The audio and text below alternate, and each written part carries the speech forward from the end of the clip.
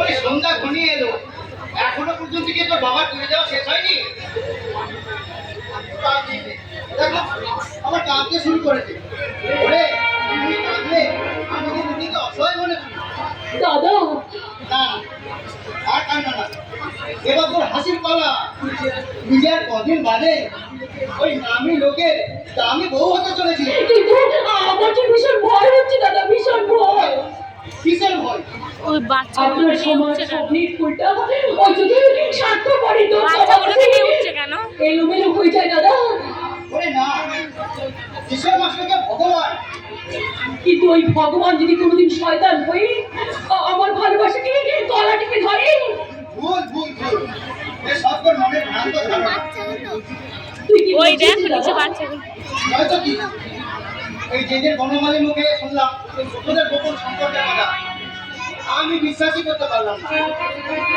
ওই প্রতিপতি হাই কাস্টের ছেলে সাধারণ বাউরি মেয়েকে ভালোবাসতে পারে, তাই সেদিন তোকে না জানিয়ে আমি আমি ছুটে গেলাম মাস্টারের কাছে। তারপর দাদা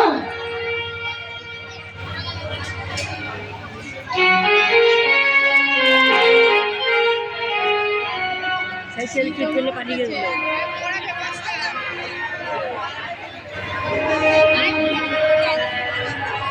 ছোটবেলার কথাটা মনে করছে। ওরে কুকু, আর আমি যেন তোদের মুখে কোনোদিন শুনতে না পাই আমরা খোলার সন্তান। আমাদের বাবা আছি কিন্তু মানে আসছে রে কুকু, তোদের মায়ের তো নিশ্চয় আসবে। আমি আসবে কখন আসবে সবই অপমানের হাতে। তবে তোদের আমি এটুকু বলতে পারি, এই আনাথ আশ্রমে তোদের মা হয়েছে আসবে সেই ছোট জাত বাউল বলে, তার কাছে রয়েছে মাতৃত্বের অমৃত সার। আমার মেয়ে তাহলে কি হয়েছে আপনার মেয়ে? অসুখ করেছে, অসুখ করেছে? কিন্তু আমার কাছে একটাও টাকা নেই, তাই আচ্ছা আপনি এই নিন টাকা, আর মেয়েটিকে হাসপাতালে নিয়ে যান। সত্যি সত্যি বাবু, আমি মানুষ নয়, মানুষের ভগবান, তাই আপনাকে শত কোটি প্রণাম। প্রণাম।